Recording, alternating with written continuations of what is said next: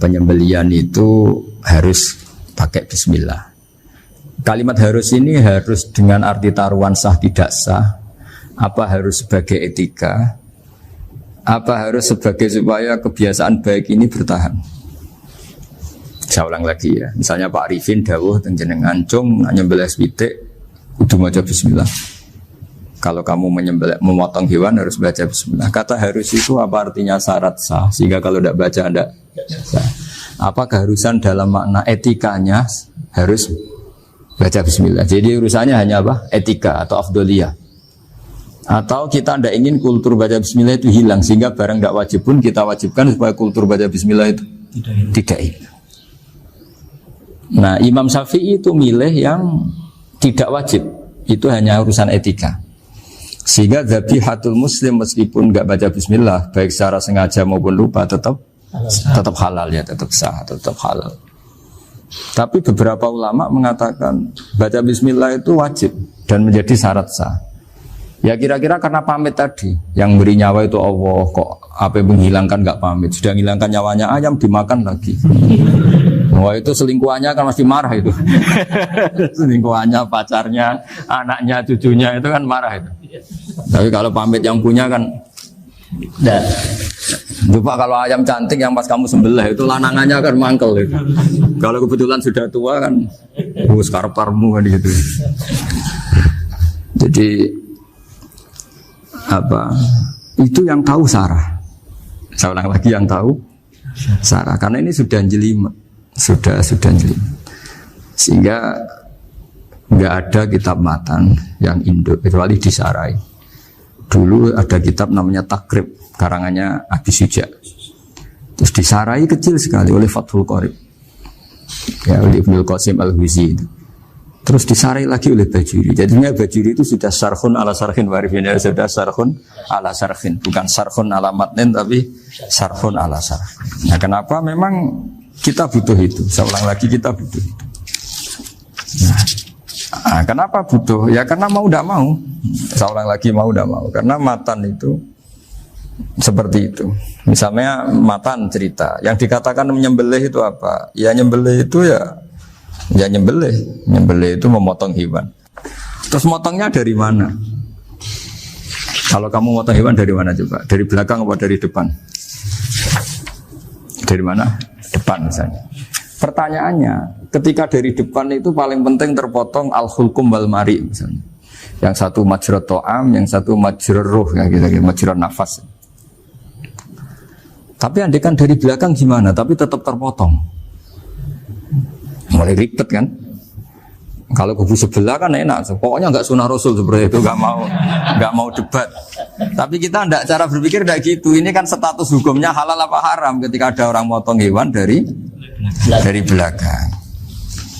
Nah, terus kita berdebat kan, mesti berdebat itu mau dibilang haram, nyatanya memenuhi syarat apa tadi, pemotongan. Nah, hukumnya kena, amarinya kena. Mau dibilang halal, jangan-jangan pitiknya sudah pingsan, sudah mati karena dogrok-ogrok dari belakang. Nah, itu terus ulama debat, kan mungkin juga. Ya kan, pitiknya sudah setengah kena corona, pingsan terus. Ya kan, sudah pingsan terus digorok. Nah seperti ini mau tidak mau kita harus detail. Detail artinya yang dikatakan menyembelih itu apa? Ya nanti tak bacakan, tapi kita di Bajuri ya, sekaligus ijazah untuk jenengan semua. Saya tadi alhamdulillah ketemu Pak Arifin lama, ngendikan panjang lebar tentang pentingnya ilmu. Yang dikatakan menyembelih adalah mematikan hewan yang hidup dengan kaifiyah syariah. Saya ulang lagi, mematikan hewan yang hidup dengan kaifiyah syariah. Nah kalimat hidup ini mulai masalah. Hidup yang apa? Misalnya ada hewan, saya sering kalau ngaji cerita, ada ayam jago ketandang mobil, ketabrak mobil, kejet-kejet. Enggak kamu sembelih pun 1 menit lagi pasti meninggal. Ini kan hanya koordinasi prosedur saja. Karena prosedur ayam mati harus kejet-kejet, enggak boleh enggak langsung peletes mati, enggak boleh. Nah pertanyaannya, ketika kejet-kejet ini kamu sembelih, itu halal apa enggak? Wong andekan enggak disembelih juga sudah mati. Artinya enggak penyembelihan ini kan enggak memberi kontribusi pematian, tapi enggak ngefek. Gitu. Makanya terus ada perdebatan. Ada hayatun mustaqirrah, ada hayatun ittirariyah, ada harokatu masbuh. Itu kalau enggak sarah enggak bisa. Lalu pertanyaan nakalnya begini.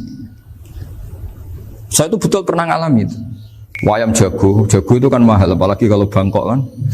Saya pas jalan-jalan sama anak saya, sama jalan-jalan mau ke pasar itu di pertolongan dua rumah.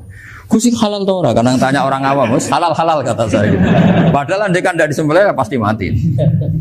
Suatu saat ada yang mengkonfirmasi lagi. Saya bilang kalau kiai ya tidak pantas makan ayam gitu, tapi kalau kamu tidak kiai ya pantas saja. Daripada rata halal lo geremeng eman kan ribet. Nah sebetulnya itu dalam mazhab Syafi'i itu tidak halal karena dia sudah tidak punya hayatun mustaqirrah.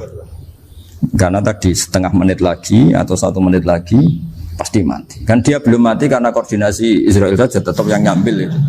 Tetap kan nggak segampang itu kan, tetap prosedur apa? Jalankan SOP.